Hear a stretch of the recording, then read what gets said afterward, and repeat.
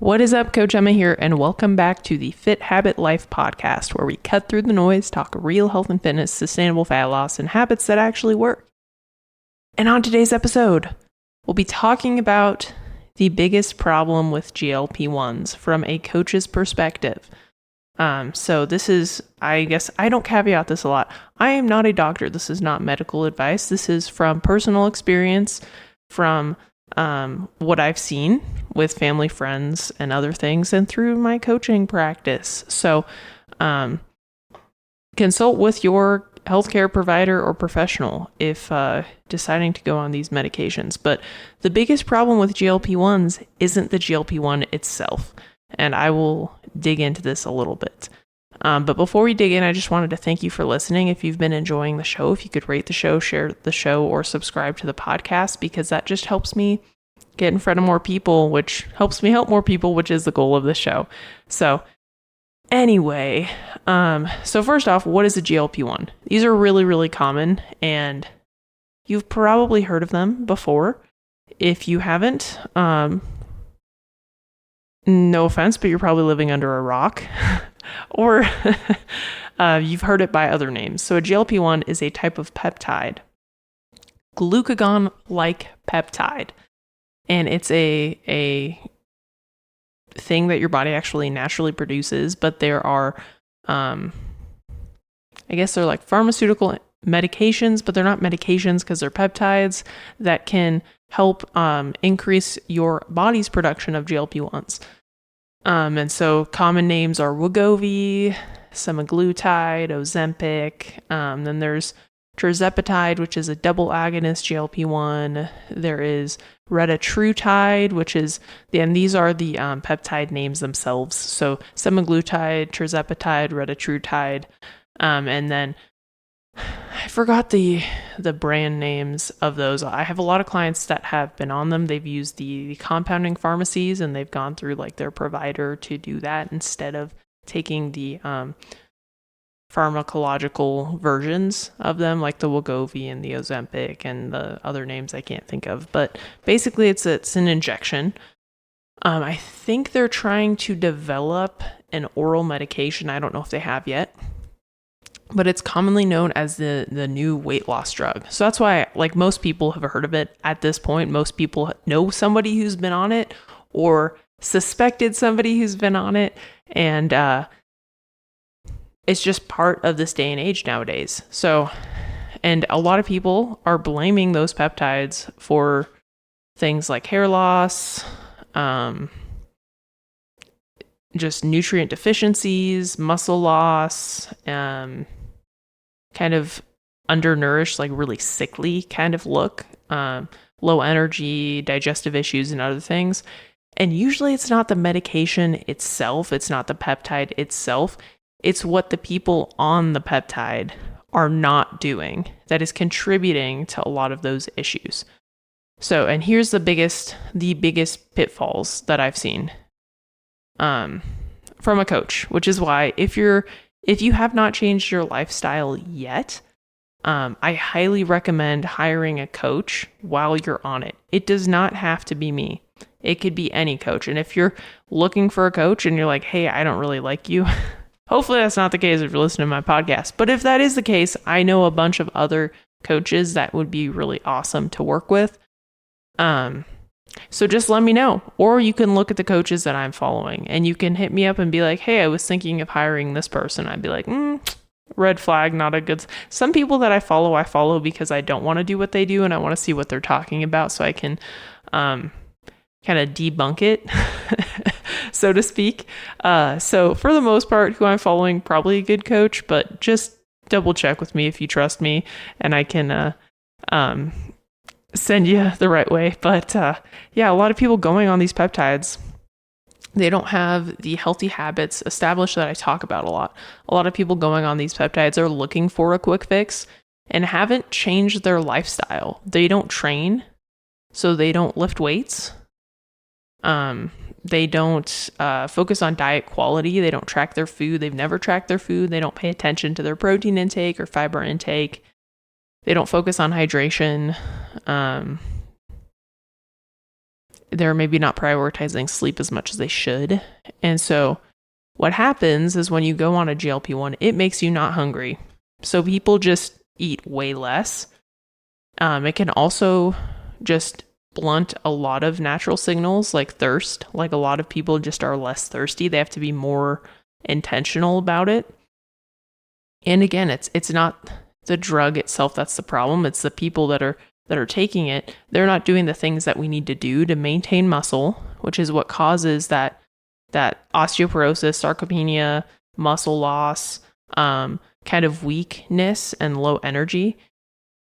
They're not paying attention to how much they're eating, and they're probably cutting calories by quite a bit, and they're just not hungry. I've met people who have told me, yeah, I just don't want to eat anymore, and it's just so easy. I'm losing all this weight.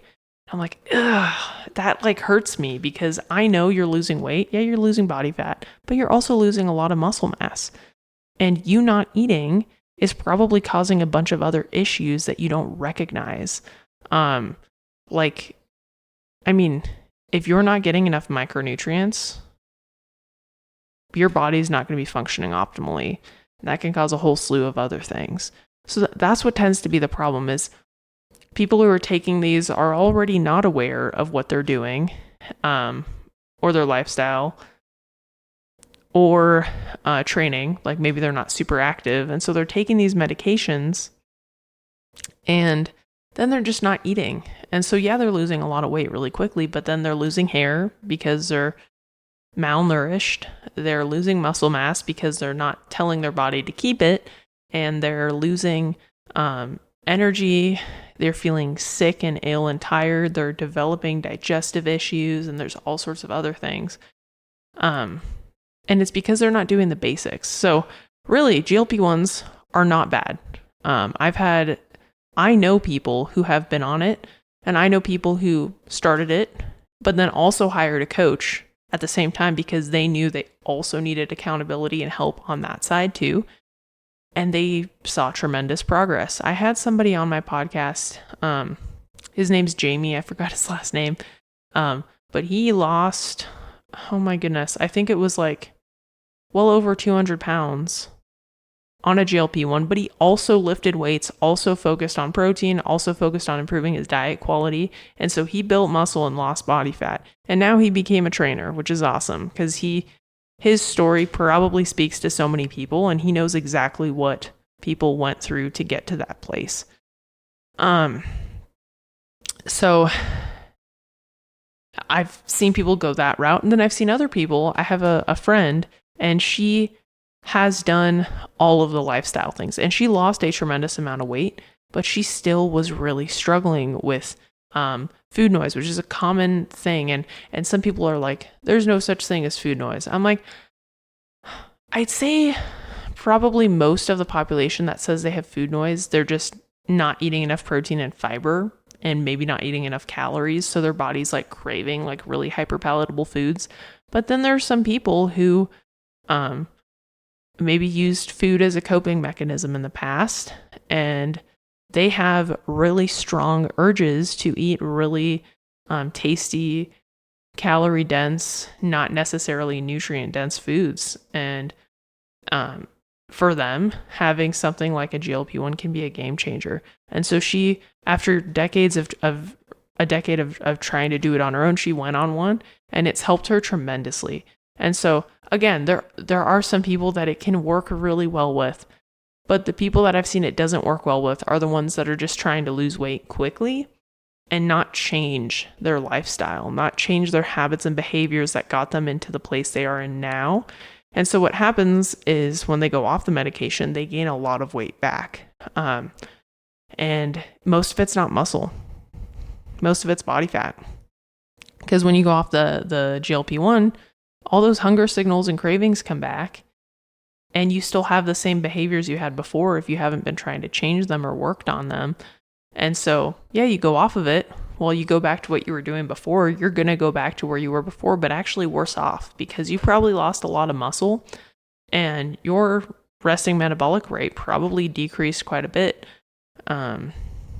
So if you are on one and you're like, well, I don't want that to happen to me, or you're like, well, I'm kind of considering going on one.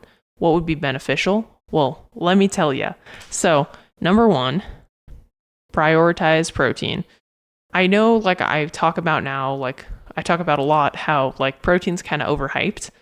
And for some people it is. For some people it's like people like me who are eating 220 grams a day, who are about like 180 pounds at the time. Like that's way too much. I probably only needed about 150 grams a day.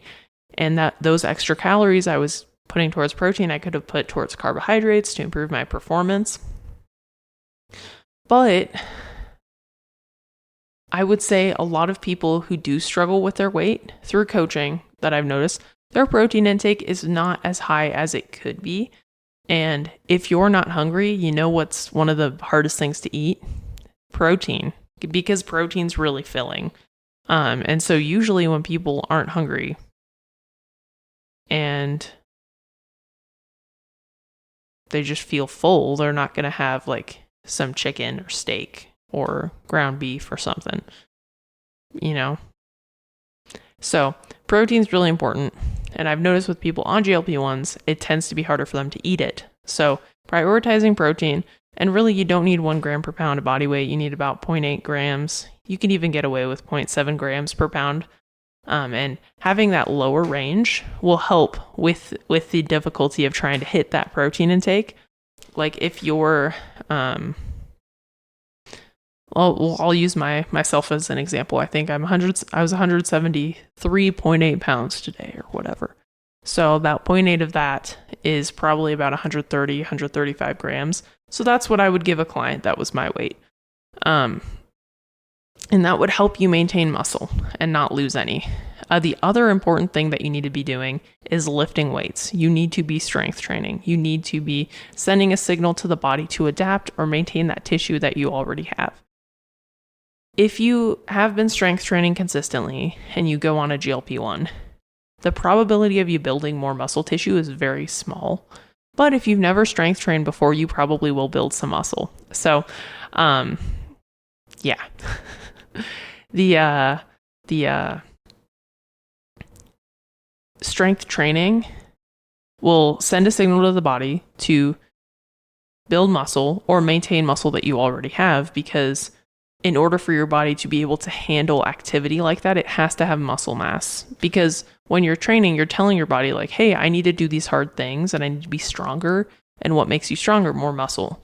So that's why like lifting heavy and trying to get really strong is a great way to get lean and toned, because if you're trying to lift heavy stuff off the ground, like you need muscle, and muscle makes you look toned.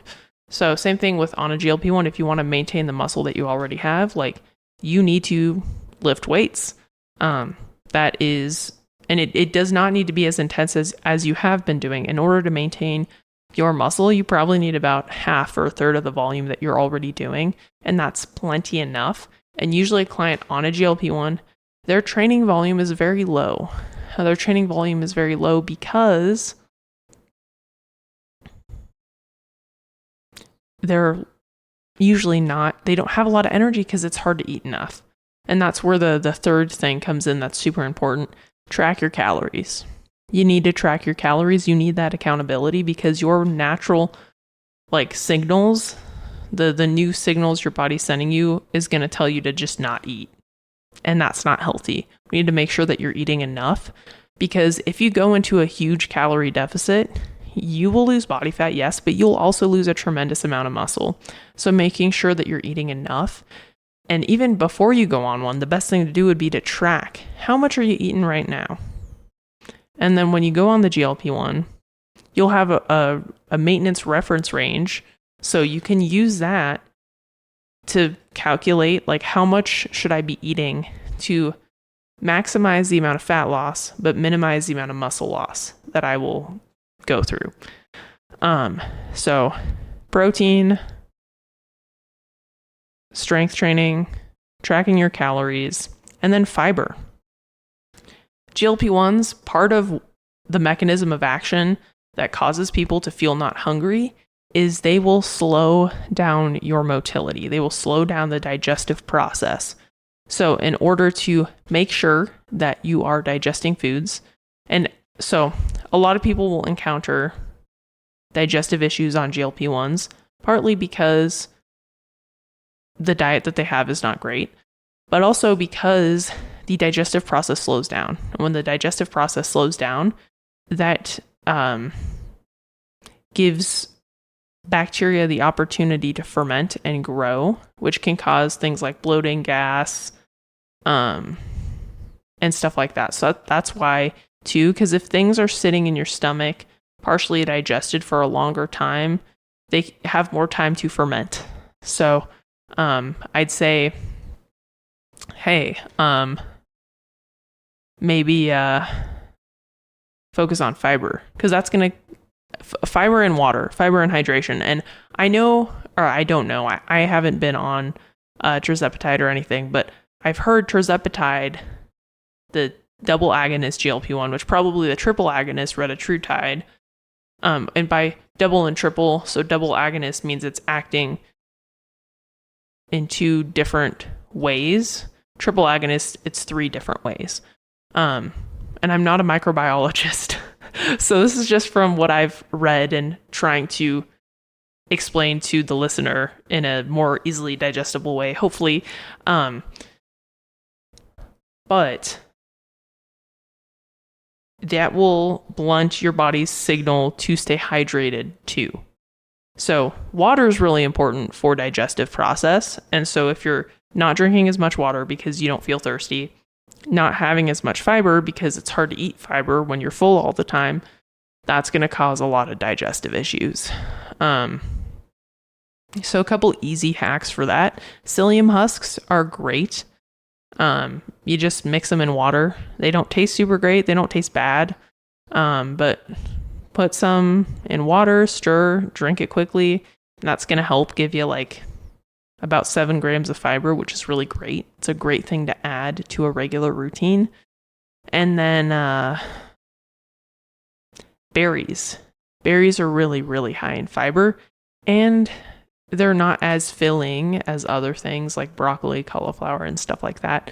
I'd say like if you're on a GLP-1, smoothies. Like have fruit smoothies with a scoop or 2 of protein powder in there. That's going to help a lot. It's going to make it easier to eat the amount of food that you need and get more calories in so you're not eating too low of calories so you can maintain that muscle mass.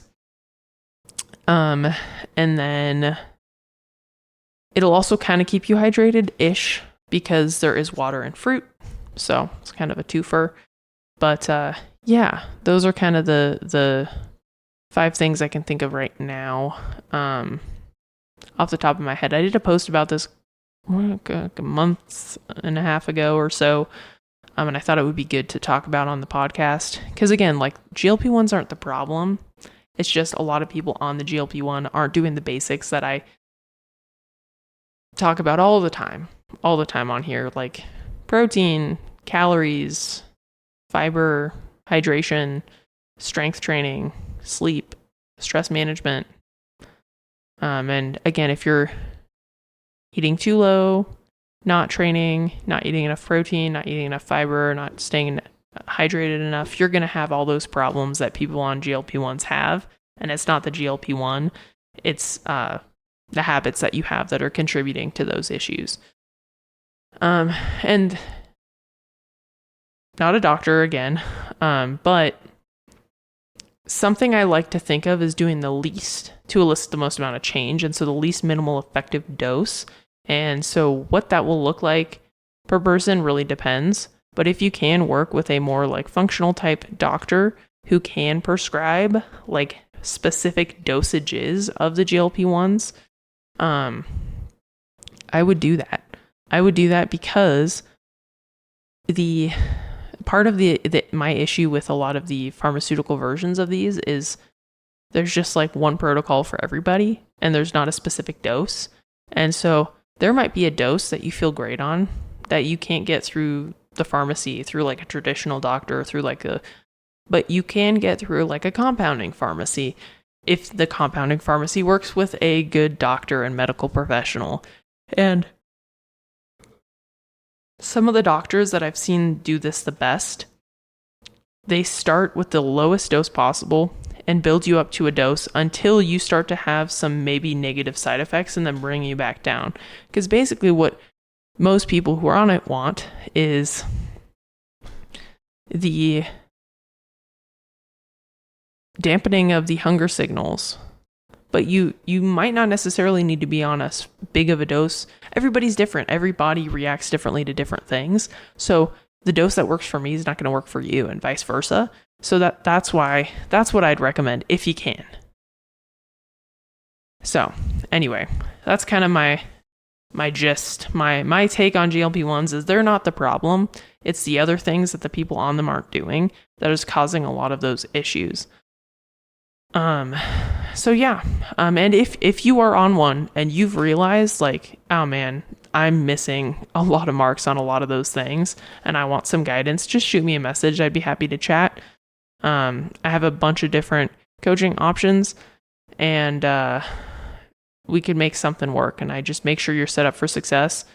And if you're like, hey, no, this is good enough for me, I got it, got this dialed in, awesome. I'm glad. Hope this was helpful. And please rate the show and share the show if that's the case. Again, that just helps me debunk a lot of the crap out there. There's people that say wild stuff all the time on the internet, and it's so frustrating. People who aren't coaches, people who think they're coaches, but they've only transformed their own body, people who have never actually worked with a person before, people who don't work with people anymore saying wild stuff. So anyway, please help me get the no BS fitness message in front of more people. So anyway, hope you all have a great rest of your day, and I'll catch you on the next one. Peace.